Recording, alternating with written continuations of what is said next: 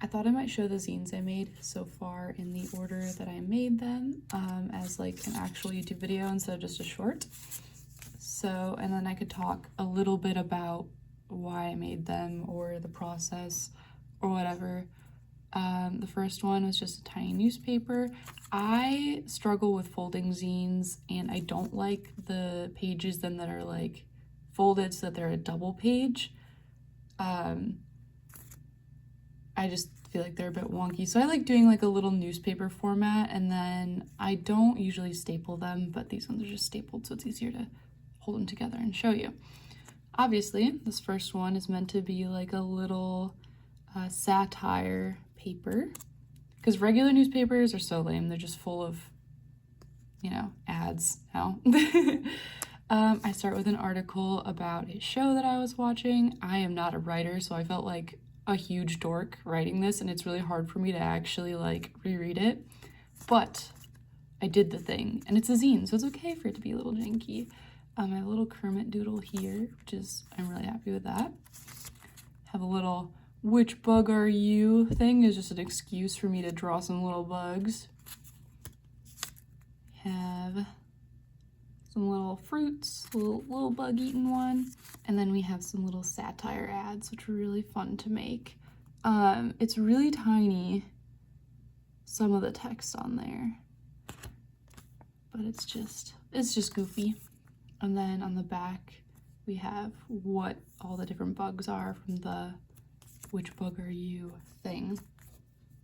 Next we have robots, the good kind.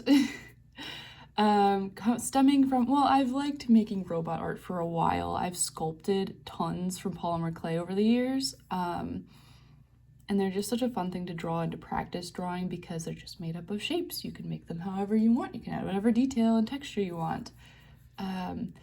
But this also partially stemmed from, you know, hatred of AI and all of that. I like whimsical robots. I like helpful robots. So there's a little microwave one planting trees, showing me Pokemon, recharging in the sun. I was super happy with how this lizard came out and like the newspapery style of it. And the front of him is meant to look like little solar panels.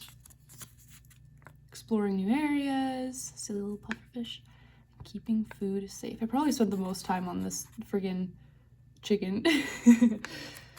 And the back is kind of maybe a little snarky, but it's just, you know, people need to know. People need to know how bad AI is and that it's just dumb. It's just dumb to use it. Okay, so next is probably the most political one. Not probably, it definitely is.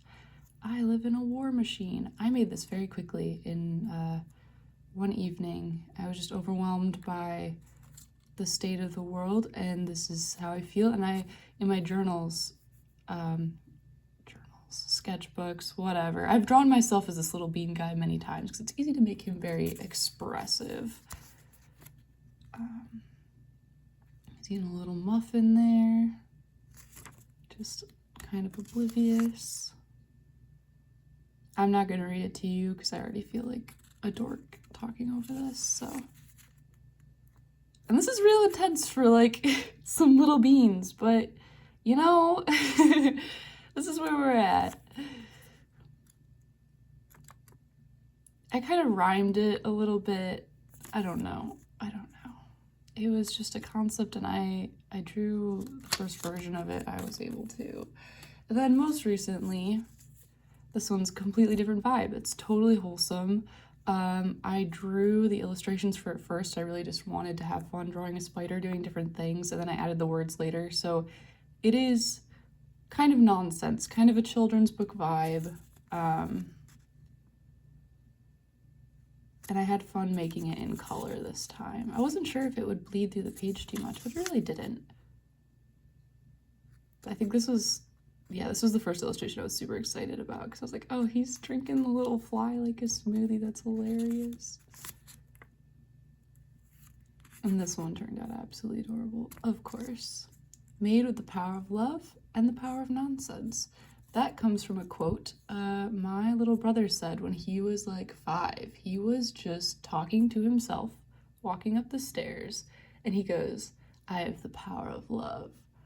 I have the power of nonsense. I have the power of nonsense." like, like cackling to himself. I don't know if that came from anything that he saw, like any show. I couldn't get him to say, but it's something that I have loved to quote for the past couple of years because that's hilarious. So yeah, that's all 4 of the zines that I have so far.